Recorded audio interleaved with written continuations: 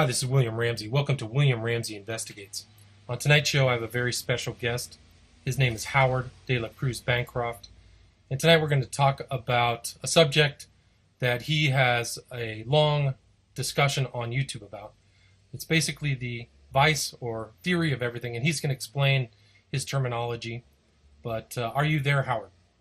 I am. Thanks. Good to be with you. Thanks for joining us. I appreciate it. So before we get started about the subject, if you could provide the audience with a little bit about your background and how you became interested in this subject. Well, I was one of those kids that grew up always asking questions.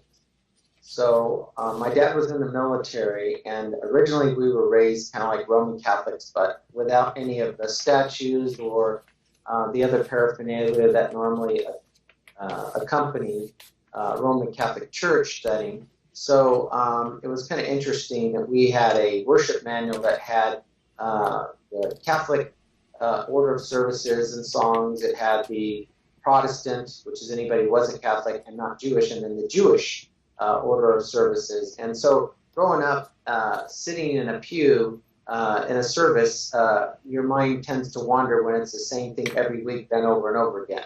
And so I would take that time to look through the Armed Services Manual, Worship Manual, and ask questions related to what the differences were between the three faiths. And most of my questions really didn't, I don't think, got adequate answers for me. I was also a kid who was very interested in science. I remember one of the first days I went to first grade. I was a 4-year-old in a Department of Defense school in Japan. I checked out a book on the planets, and the librarian said, "You can't check that book out." And I asked her why. She said, "Because that's too advanced for you." So I just started reading to her. First, I started explaining to her what I knew about the planets, and I read first couple of paragraphs, and she said, "Oh, you're good, you're good." And so I actually have a really funny memory of one of my first days in school of getting a bunch of kids like me around a playground and saying, "Hey guys, this is so much fun." I go, I want to tell you something really important. And I said, 20 years from now, we're going to want to remember this. And I got this look from them like I was from another planet. And I realized right away that there are things I think that I don't think my peers were thinking. And I spent a lot of time trying to socially fit in and trying to keep a lot of my thoughts in paper and questions for adults. And remember my mom eventually taking me to the Monsignor, which is one of the head guys at the church. And then eventually I got an audience with the Archbishop. And I think I was about maybe 10 years old or something like that. And I asked him, "Hey, is there anything wrong with the Bible?" And he goes, "No, there's nothing wrong with the Bible." I go, "Is it okay to read the Bible?" He goes, "No, yeah, it's okay to read the Bible." I said, "So if I read the Bible and I like it and there's things in it I want to follow, am I all right?" And he goes, yeah, you're fine. I go, "What if I only want to follow the things in the Bible?" And he knew where I was going with that because, there's a lot of tradition. I'm not knocking anyone or belittling or being an iconoclast, but there are things in it that were added. In fact, the Roman Catholic Church teaches that tradition is one of their main tenets, the pillars of the church. What part of the country was this in? Where you met Say there? again? What part of the country were you in? Sacramento at the time. Okay. My dad eventually retired in the Sacramento area. There were McClellan Air Force bases nearby there. And so the Archbishop turned to my mom and she says, "You know what? Why don't you take this young man with you, and I can tell that you're going to have your hands full." And he never answered the question. So it was kind of like that my entire life. I was always asking questions of faith and science, like how did science relate to faith? And I would get the common answer that, well, you just have to believe, or you just have to have faith, or it's just a matter of faith. And in my opinion, I grew up believing that all truth was God's truth.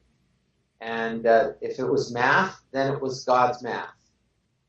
If it was anything that was reproducible in a controlled environment with measurable and predictable results, that was science.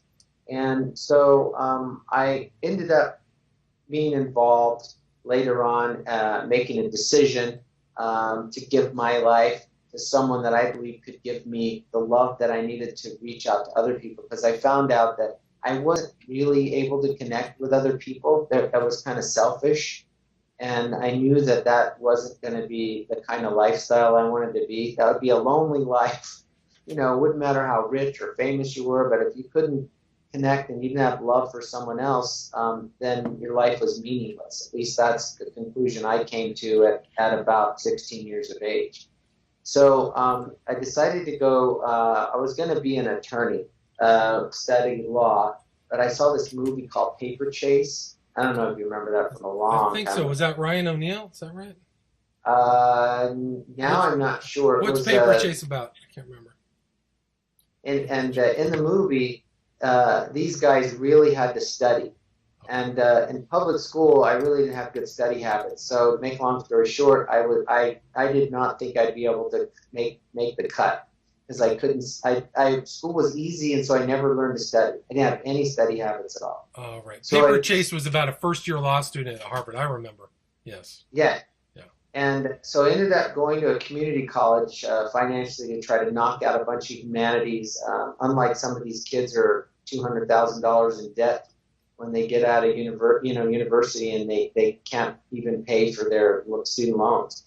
So while I was there, I took a course called The Bible as Literature. And it was mainly just a secular understanding of the Bible. And I became intrigued with it because the Bible made a claim that said that, heaven and earth shall pass away, but my words will not pass away. And I thought, wow, that is quite the claim. And at the time, I decided to explore those elements of my faith. So I ended up going from the community college to a Bible college. And I got my Bachelor's of Science in Theology at Bethany. It's a Christian university out in the Santa Cruz, California area. Nice. And then I went on I was going to go into the military. My dad had suggested going in the Army first, which I did not like the Army. And he wanted me to go to OCS, which is Officer Candidate School. But I did not like it, made plans right away, found out that there was a way that I could go to seminary. I could get commissioned as an Air Force. I wanted to go in the Air Force because that's how he retired. And that was, every branch of the military has a certain personality. And the Air Force has more of an office type environment than it does, a slug it out, shoot 'em up, bang, bang kind of philosophy. And so I got my commission. I got out of the Army. I became a second lieutenant in the Air Force, and I went to Austin Presbyterian Theological Center. And there my science mind started to kick in. In fact, in one class, I have to tell you, it was really interesting.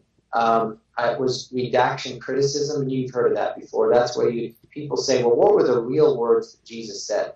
Let's try to synthesize all the different gospel accounts and find out exactly what we think is in common. And I made this comment. I said, well, what if he actually did say these things in different times, in different places, and they're recorded by different people, but they're all true? Then we've spent our entire time in this class not willing to consider any other options or any other presuppositions. And, it seems like we didn't really learn what we were supposed to learn. We've missed out. And that the professor who he had graduated from the University of, I don't know if it's called the Chicago Theological Seminary. It's a liberal seminary. Anyways, he was so angry, he took an eraser, he threw it at me, and he said, get out of here right now. And so, it's one of those things. Remember, I told you I would try to say things and they don't always go over real well. So I ended up leaving there, and I went to Golden Gate Baptist Theological Seminary in near San Francisco for 3 years. It's now called Gateway Seminary, and they've actually moved their main campus down to Southern California. But anyways, to make a long story short, I was in the Air Force chaplain program. I had done a couple of tours, one at Holloman, which is in New Mexico, and one in Travis. And I was getting ready to graduate. And I had an argument with my mother-in-law in the summer about problems that were happening in their family. There were some dysfunction. So they had this dysfunction going on in their family. And to make a long story short, I said something some things that I probably shouldn't have said to her. Not mean or nasty. I just said something about, I don't know about you, but I wear the pants in my family. And she just looked at me. She was yelling at me at the time. She stopped yelling. She goes, "We'll see about that." So I forgot all about that. I thought that I was the big man on campus, and I handled that with the witty saying and forgot all about it. About 3 months later, they come out for Thanksgiving and said, "Well, we're going to take the kids and we're going to visit the grandparents in Oregon." And they never came back. Never came back. That was the end of that marriage. It was the end of, I never really ever saw my kids like a normal father again because of the acrimonious custody battle.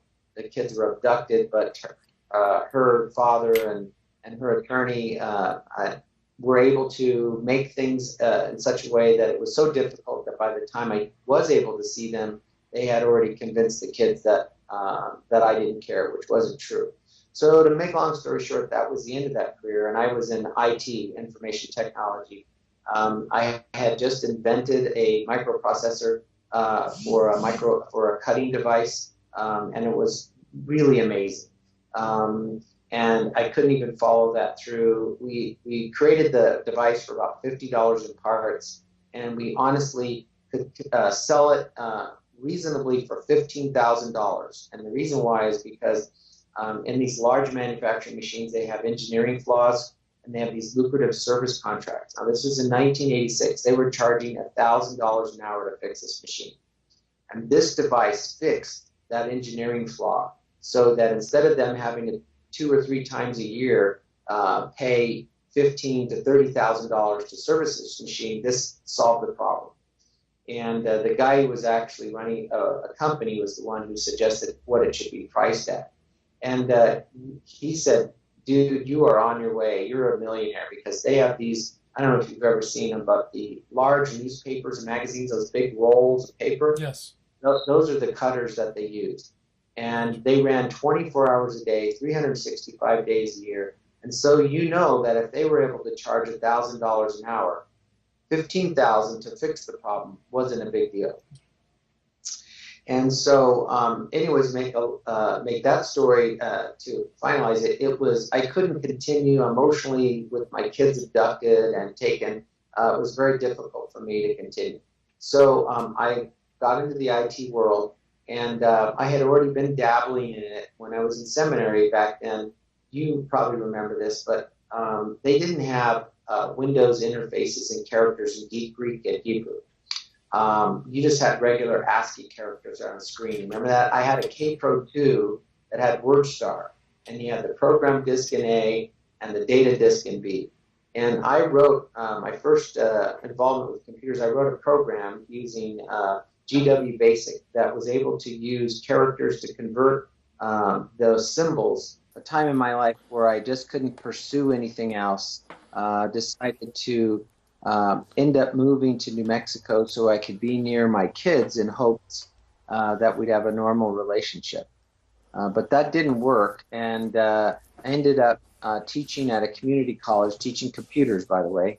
I had been involved enough with computers at that point where I was able to demonstrate proficiency, and I had proficiency based on my business experience, which is real important at a community college.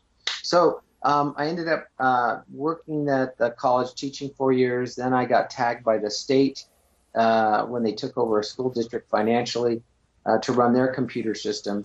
And I ran Los Alamos, and everyone knows about Los Alamos because that's where they, of course, invented the atomic bomb. Right, Manhattan Project, yeah.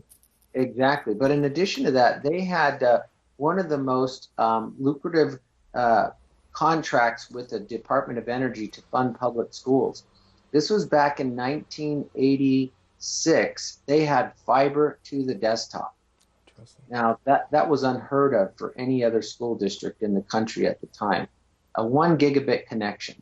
Wow. And so that was kind of fun, but I ended up getting involved in politics, and I decided to start my own company and doing consulting, and through a nonprofit, actually. And so then by then I was starting to get involved. I wrote a Medicaid reimbursement program. So what I'm saying is that I took this biblical background and the IP and my science interest, and I started to see how they combined and linked. And I started to do some research for a book that I wanted to write based on carbon nanotubes using graphene. And I actually explained this, and I mentioned that in the YouTube video, that research led me to some conclusions of how I could scientifically describe what I see as discrepancies and anomaly in the codes that make up everything. So that included both DNA. A lot of times we refer to it as junk DNA. And so I have a theory now that makes everything that we now currently believe totally obsolete. So all of our current theories, whether it's the Big Bang or the superstring theory, they all deal with time, space, and matter. Okay. And I actually think that is after the fact. That what precedes time, space, and matter is information, code, and word. Okay. And so that is all the quarks, all the bosons, all the leptons, they have to know where to go, how to fit, how to interact. All of that is information. So at the center of all of that, of all the functioning, we can see using math. Math gives us an explanation for how things work. But interesting enough, in the book and the way I describe it in the movie, these scientists were creating mathematical formulas and programs, computer programs, to figure out what would be the optimum growth environment for these carbon nanotubes. Because, you grow them kind of like crystal. Gotcha. And you can vary pressure and temperature and gases and electromagnetic fields and change the way that the lattice is for the nanotubes, the way they look and the way they actually function. So when the scientists, the way to describe it, looked at the actual real live analog carbon nanotubes that were grown in this environment, and they compared them to what they expected them to look like in the mathematical formulas and in the algorithms they use and the computer program, they noticed there's a discrepancy. And you know this too, when you use electron microscopy, don't you notice how strange everything looks? The smaller you get, how jagged it looks and how asymmetrical it looks. And so I personally ran into the same thing. So I talked doing this research to some quantum physicists at Los Alamos Labs and Sandia Labs. And there are some premier labs in the country for some of the research they're doing. Sure. One of these guys is probably one of the top 10 quantum physicists in the world. And he said that those are just normal discrepancies. Those are normal variations.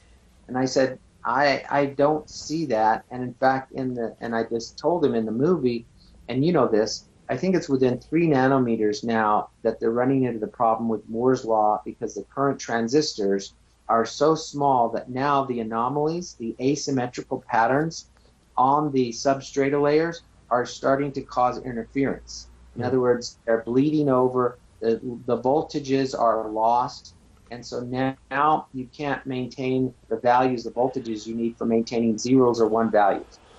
And so instead of going horizontal, they're having to go vertical now. I don't know if you know that, but that's no, I wasn't aware. That's the latest thing in computer chip development.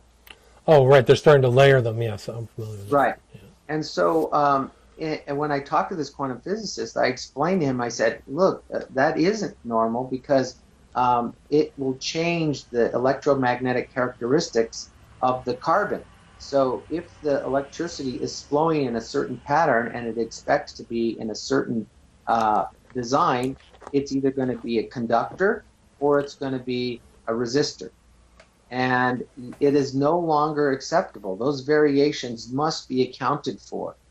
And so in the book, I explained that I am able to extrapolate that, and based on my findings in DNA and based upon my findings in noise and the microwave background emissions that we see, that it looks like all randomness, all chaos, all noise, all static, and all asymmetry appear to be signs of malware or a virus-like function in the pattern and the code that makes up everything. And so that changes that's a whole new paradigm, because you'll notice now when we talk about time, space, and matter, they'll talk about the way the world functions, but they're dealing with something that's already been, and I don't want to use this word the wrong way, but created means it happened. In other words, it evolved, it developed, whatever word, I don't care what word you use, it doesn't matter to me. The point is that what you see was made up of things that are not seen. It's that Gotcha. information. So you're saying that underneath all tangible, even scientifically ascertainable matter, there's a program. Is that what you're saying? Right. Yes. Right. And the problem with the current simulation theory that's out there now is it does not account for a virus in the code. It appears to be that I keep looking every day, and William, if you can find somebody, let me know. But my information's all been copyrighted. It's all been protected by the Writers Guild of America West. This has been over a year that I did this. Mm-hmm. I appear to be the only person who can definitively offer that plausible theory that the simulation theory has a virus in it. So a lot of people believe that this functions like a computer, but they don't understand the randomness, noise, chaos, static disorder, asymmetry part of it. So you'll hear guys arguing for either symmetry or asymmetry, like the chaos effect is a theory, the butterfly effect, right. And that is an emphasis on the virus, but it is not an emphasis on how they both link together. And then you hear a theory that people say that the virus created this. But the point is that a virus only exists to reproduce itself at the destruction of the host. It has no life in and of itself. It links to organisms, biological or otherwise, and then it can function. And so I actually call it a fake seed. It's like an artificial seed, the counterfeit seed. Seed has the actual capabilities for creating life. Right. Just like even a seed of a man and an egg of a woman, when they connect together, then biological life begins to function and it begins to happen. Just like when you put the seed in the ground, it has the capabilities for growing, but in the right conditions, then the biological life begins to manifest itself. There doesn't appear to be anybody right now who is adequately using that kind of explanation. Gotcha. So you're saying that aside from the time-space matter analysis, there is an information and program, and also working within that is a virus. Correct. Gotcha. And I link that, much like C.S. Lewis and J.R.R. Tolkien, I link that to historically the biblical narrative. And what I say is, because remember my background, I have that systematic theology working there. I say that God, and I use that term between you and I, I'm just going to say in a broad sense. Gotcha. The idea of a superior being, and you know how some people want to call him extraterrestrial or they want to call him something else. I don't care what they call him. The point is, whoever wrote this program, whoever put this program in place, it seems to match the biblical narrative that, in fact, that at one time this was programmed without the virus being active. And I speculate, and I say I have to speculate because when I don't know for sure, I can't explain it. I'm just going to say I'm speculating. But it appears to me that that matches the definition of the sin and the fall of man. So in my movie, the way I describe it, I set this scene up, and I'll just replay it for you. What's the name of the movie? The Vitruvian Code Project. Gotcha. And that's just the working title for now. And the Vitruvian Code references? Well, the Vitruvian Man is Da Vinci's drawing of what they call the golden ratio and mathematical symmetry that was apparent in nature. And I actually say that the man of virtue is the universal programmer. Gotcha. And in Hebrew, it's called Ein Sof Metaknet, means infinite programmer. Funny story, when I was looking for these names, I wanted to find old Hebrew names. I found Yoda, and I found a bunch of other things, and I guess that's where George Lucas was looking for information as well. Interesting. Old Hebrew terminology and old Hebrew word. So in the movie, I say that this being, he's called a messenger class being, goes to the universal programmer, and he says, hey, I noticed the code that you use is different than the code that I use. You gave me this limited, goody two-shoe code, and I see what you write with, what you use is unlimited, and it has good and evil in it. And I want that code. And the universal programmer tells him, you can't handle that code, to borrow a line from A Few Good Men. And he says, well, why not? And he says, because we're the programmers, and we program everything. It's a reflection of who we are. And we know good and evil, but it doesn't bother us. And so when we write a program, or we create a program, or we program a program, it reflects who we are and has good and evil in it. And you are in the program. You have a beginning. And so it's like an if-then loop in a computer. If it matches the conditions, the statement becomes active. He says the potential for evil, and I usually hold a set of keys up and I say the potential for evil, and I drop the keys. So, here's a bottle, right? So this has potential energy in it. When I drop the bottle, it becomes kinetic. So when I call him Hillel, the messenger class being, when he accesses good and evil code, he corrupts him, because now the evil that was potential became kinetic, and then it became active. It was a reflection of the programmers, and now it became active because he's in the program. And in the story, I make that parallel to kind of like Satan. He's like the great hacker, and the Godhead is universal programmers, and the virus is sin. And then Satan goes to Adam and Eve, the prototype people, and I make an inference to some biological interface that has to do with the plants. And to make a long story short, they get corrupted, but everything in their program gets corrupted as well. So, for example, you've heard of Minecraft, right? Of course, yes. Well, you can create a map of Minecraft. They're called Minecraft maps. And that is the world that you're going to then have that character existing. Right. And those characters exist according to the rules that you put in place for that map. And I speculate and I say that matches the biblical narrative where it says that God gave them this domain and everything, and they under their authority. So it stands to reason that if that being became, those class of beings, the caretakers, I call them, the humans, became corrupted, then everything that was under their authority became corrupted as well. And yes, I say that is why everything you see, every star, every quasar, every black hole, every object on Earth, every microscopic object, even leptons and quarks, everything the virus has affected it. Gotcha. So you relate to this virus as being associated with the fall of man. Yeah, and I think this is scientific evidence. I think that, and I tell young people this because this message, I think, is catered for Generation Z kids more than anybody else because they think in terms of computers, right, especially digital electronic devices. So if I frame that message in that context, it makes more sense to them. I'm finding that these kids, when you use words like God and Jesus and the Bible, they dismiss you. It's almost like they have a barrier around them that's been enacted by society and the structure of what they've learned. They've never grown up in an environment without electronics. Like, I actually remember not having, DVD. I remember VHS, Sony Walkmans. These guys they've always had a phone or something that is an interface between themselves and a reality. Right, and we know they're different because their choice of interface is electronic and digital.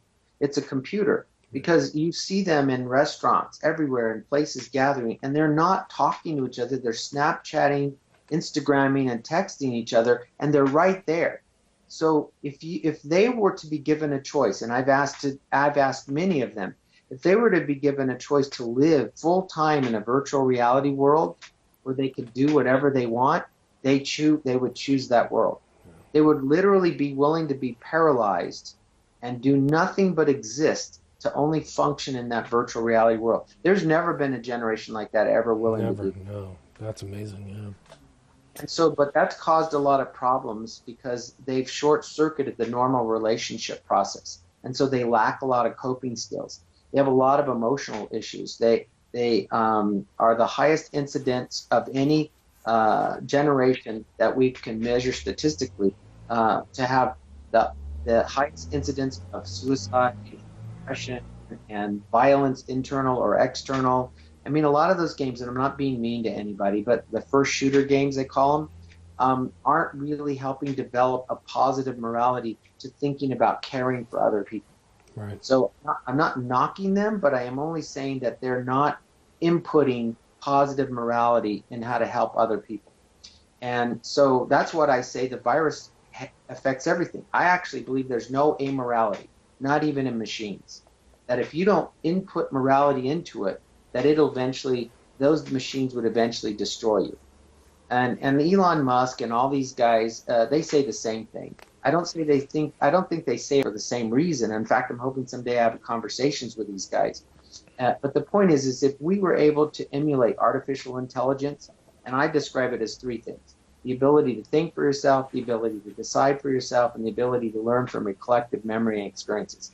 If we could embed that in a computer and a robot, those robots would get rid of us as humans because we're inefficient, we're violent, we're selfish. I mean, when you look at the history of the human race, it's not a good history. Right. And then the way that people look at the way we treat maybe just our resources around us. I'm not a tree hugger by any sense, but at the same time, I know I'm called to be a steward and to take care of things. And so I don't think putting toxic materials in the ground is a good thing. I don't think poisoning things is the way to go because ultimately it's counterproductive. Right. So with that in mind, I've developed a science-based morality. I think I'm the first person in history to offer it. And the reason why I'm the first person is because my science says that the coding has a mission. In other words, the code originally was designed so we could be fruitful and multiply, and we could have dominion. Okay, those are the basic tenets of the code originally. Then when the virus came in, that code got corrupted, and then there was death, and there was disease, there was destruction, there was selflessness. Yeah. Right, all of these things ended up happening. So my science-based morality says anything that furthers and develops the intention and purposes of the code originally is morally good. Anything that's counterproductive to the code is morally bad. And so it puts morality in a different term, and a different dimension, a different way of explaining it, context. And so people don't have to agree with me. I'm not asking them to agree with me. I'm asking them to just see that there's consistency in my thought and in my theory, that this theory covers every category of science, all of philosophy, all of theology. It connects all the dots. I actually believe it's the first scientific-based theory that gives you not only a consistent worldview, and explains the past, the present, and the future, but it also gives you the context for filling in the dots for things that you don't know. And so if you have a consistent enough theory, when you don't know something, you can go from point A to point C, and you can kind of fill in the dots. And as long as you're consistent, then you're probably on good ground. And ultimately, and here's what's so important, this has an application to your daily life. And what's that? Yeah. Well, the purpose is to pursue selfless love. This dimension was programmed by someone, or I believe programmers, who did it selflessly, thinking about someone else.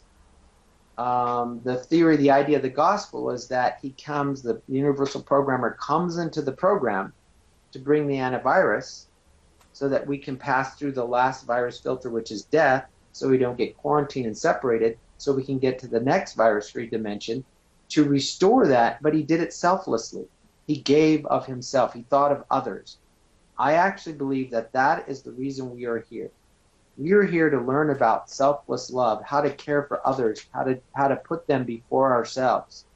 And in that pursuit, then we will look at things like the biblical narrative and see the value of it, not only scientifically, but also in the conduct and way we treat each other. So this is the first theory that is not only consistent, it's science-based, it's a worldview, but it also has a daily application to my life. So I'm driving down the highway, right? You've had this experience. You live in Southern California, brother. I don't know how you do it. It takes a lot of patience. These people literally will be driving 100 miles an hour, especially there's the road that goes from Victorville and it goes down into San Bernardino, it goes through the mountains, Mm-hmm. and it is the scariest thing in the entire world. The entire traffic, 3 lanes or whatever it is, 4 in some places, that they're traveling. I've been 100 miles an hour, not trying to get run over. And because it kind of goes downhill there once you get, and so they're exactly what you're talking about. And then all of a sudden, something will happen in the freeway. They get in I guess it's a San Fernando Valley when it starts to level out. I believe it's San Fernando. No, I think it's San Bernardino. Yeah, I think you're going into the Inland Empire. Yeah. Right, San Bernardino. And it gets to the flat area, and then all of a sudden it starts to meet some on-ramps, and the traffic just grinds to a halt. Right. So now you just went from 100 miles an hour to like 5. And in your rear view mirror are guys still doing 80, 85, and they come right up on you and they'll change lanes at the last second. And you don't know, are they on their phones? You don't know if they're paying attention. It's the scariest thing that I've ever encountered in my driving. And my point is initially that fear, and it is fear, if you've ever been in a crash. Now, most people, maybe they haven't and they're not afraid, but I've been hit by 2 red light runners. I was in a head-on collision.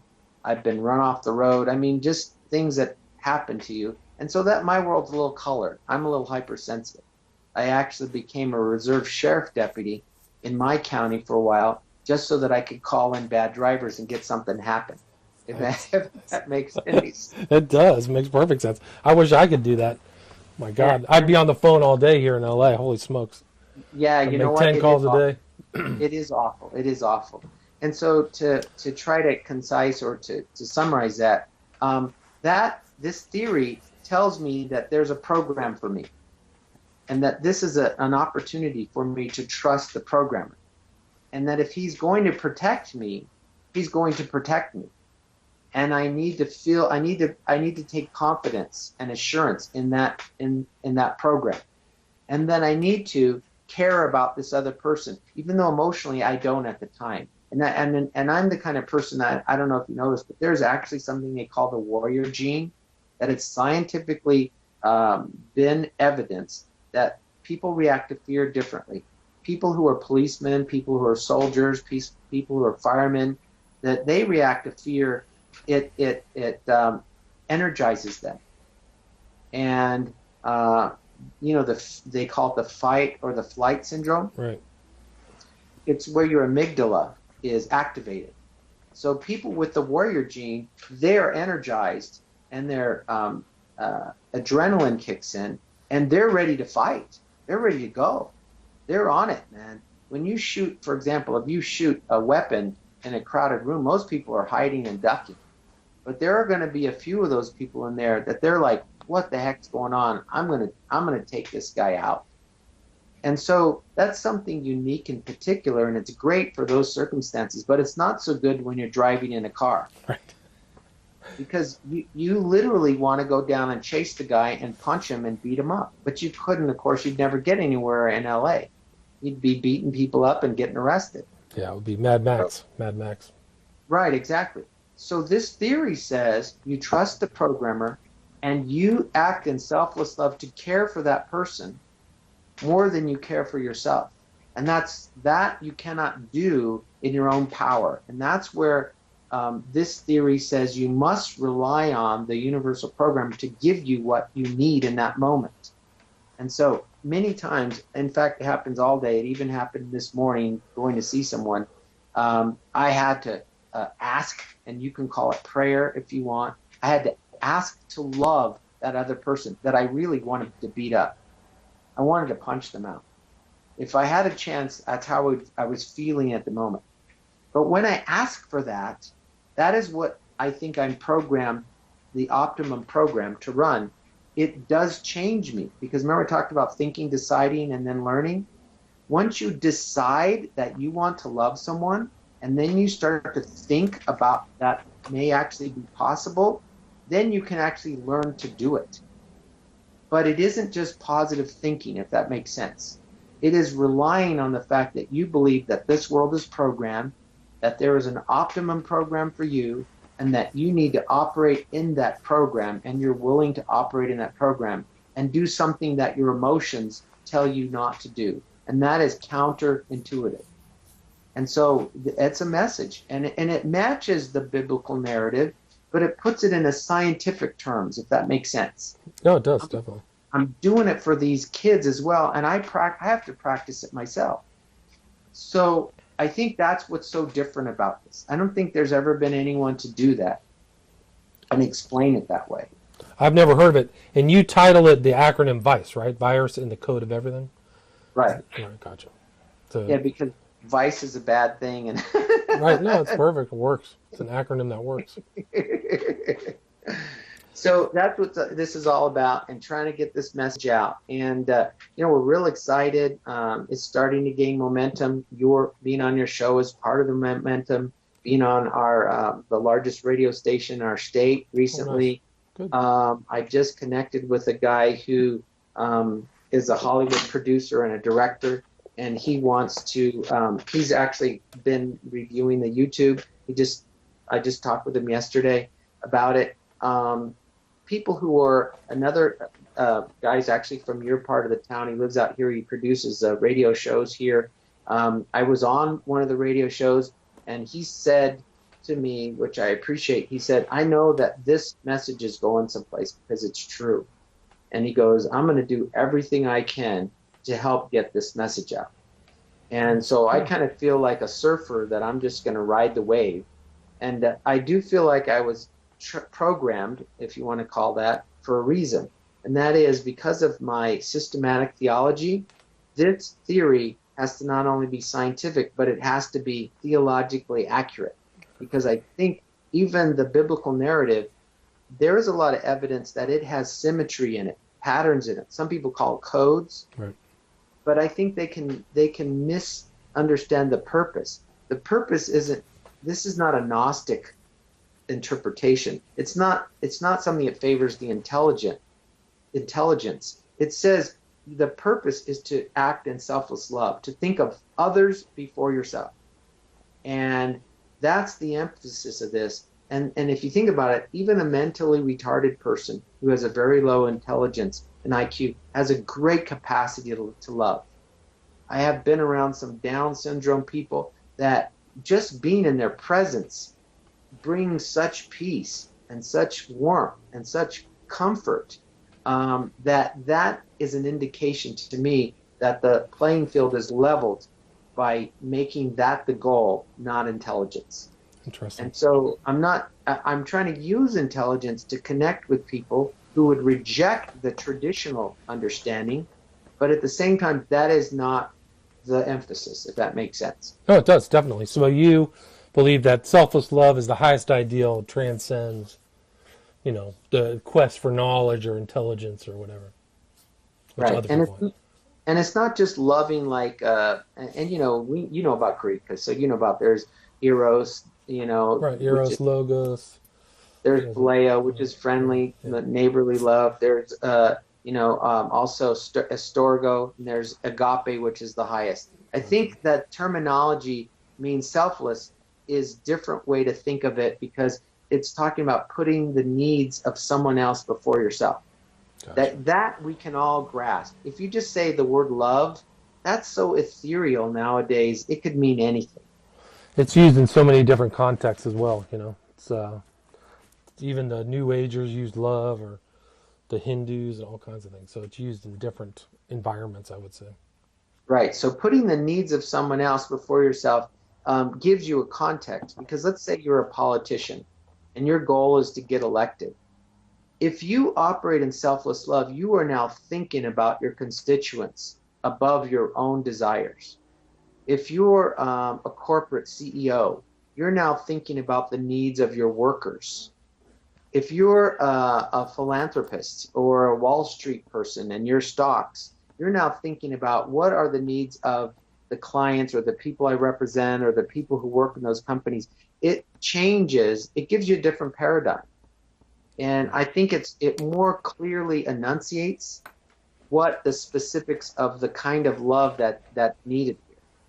And I actually speculate in my book, the first book in the Vice Theory, but also in the movie, that selfless love slightly accelerates you in time. And the biblical parallel to that is operating with discernment. That when you are functioning outside of your own selfish desires and you're seeking the needs of others, the Holy Spirit gives you wisdom and insight and discernment that you would not have. And so I speculate also that we live in a time delay, that just like a digital video recorder in a surveillance system, there's a time delay so that it can accommodate the 2 or 3 seconds before the motion happens. Interesting. And I think this world is in a delay. And so when you see someone who's a terrorist, by the time he pushes the button on the bomb, it's too late. That person needed to be reached before that. And we need to operate ahead of the time-space curve to really make the changes in the world around us. And in the movie, I set up something called the suicide bomber scene, where actually one of the members of the Vitruvian Code Project, we call it, is able to connect to this young man by having discernment before he pushes the trigger on the explosive device. When do you think that movie will be available? Oh, I'm just guessing. I imagine it's probably 2 to 3 years. Gotcha. But you say the script is fully written? The book is written. Gotcha. A screenwriter then takes it and puts in things like camera angles and other information that needs to be added. Characters, the way that they stand, even all of that stuff has to be developed. But I have that. Do you have a book that's available for people to read? Both of these have not been published yet. I think I mentioned about the producer from the radio show saying you need to get your audiobook out. He says, from what I heard, I think this was the first year that audiobooks surpassed printed books. I do believe that they're taking over. I had a guest who said that his Audible book sold more than his printed book. So he had more readers or more listeners. And so that's going to be my first emphasis. I have somebody working right now on that to try to get that to come to pass. And I'm thinking that's going to be probably somewhere in the next month or so. Gotcha. Oh, good. We are at the 48-minute mark. So maybe it's time if I didn't ask any questions or if there's something you would like to cover or want to provide a summation, go ahead and do it, please. Yeah, my main thing is I think what I'm going to do is in my YouTube broadcast, rather than trying to put a lot of production value into it because I don't have that yet, is to take other people's videos, because I've been watching YouTube a lot, and so I'll watch all the latest theories. So the superstring theory, or there's something called the E8 dimensional structures theory. You probably heard of that. There's a lot of these theories out, and what I want to do is just take them and not bash them, but show that the errors of the thinking in a way so that it gives credibility. So, for example, in the Big Bang Theory, one of the things it talks about is they can't accommodate for appears to be equal heating of deep space. You've heard about that, like 3 degrees above absolute zero. Mm-hmm. Also, can't accommodate for what they call the microwave background radiation. Well, in this theory, it fills all the dots. It fills all the gaps because it says, look, all that noise, all that static, all that you hear is evidence of the virus active in everything. It's out there. Also, this matches the appearance of the universe at this time because everything is not symmetrical, but it was designed to be so. And so you're going to find consistency, if that makes sense. I think so, yeah. You're going to find consistency makes sense when you had initially a symmetrical based program for the virus to just affect it in different pockets in different ways. And that's what would explain the even heating, if that makes sense, the appearance. But when you go to certain areas, the heat temperature is not consistent. So you can find inconsistencies, but you overall find some level of consistency that then violates if you're trying to create a theory made up only inconsistencies. Does that make sense? I think so. And where is your YouTube channel if people want to watch your the lecture that I watched? The way that I tell people is to just, I was a guest lecturer, I did a guest lecture at University of New Mexico. So if they just go to UNM lecture and put in the word Vice, UNM lecture Vice, they'll see the Vitruvian Code Project channel. Gotcha. And I think it's really just Vitruvian Code Project. I think that those, just spell it out. And they go Vitruvian YouTube, is spelled it's VIRTURUVIAN, right? Vitruvian? No, Vitruvian is like VITRUVI, kind of like virtue. Yeah, virtue. Let me look it up, because in English it doesn't carry the R with it. Vitruvian, VITRUVIAN, I think is it. Yeah. Vitruvian. So Vitruvian Code Project, or just type UNM lecture Vice, and they'll see that. And do you have any other social media? Are you on Facebook or Twitter or anything like that?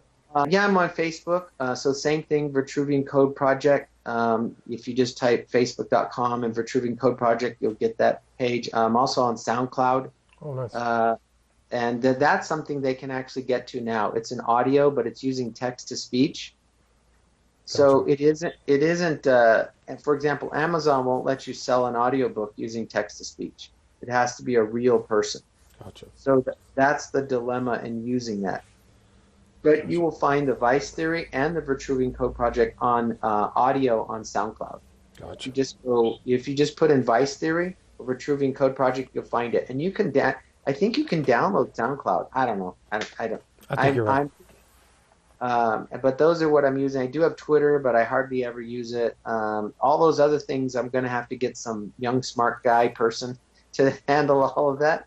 My main concern right now is I interact with the latest of current theories and try to come up with a way to respond to them. That's what I spend most of my time right now. Gotcha. So if there's something you see, the latest thing, hey, just bounce it off me, and I'll give you at least I'll offer an explanation. Sounds good. Howard DeLaCruz-Bancroft, thank you so much for being on the show. Appreciate it. Thanks, William. All right.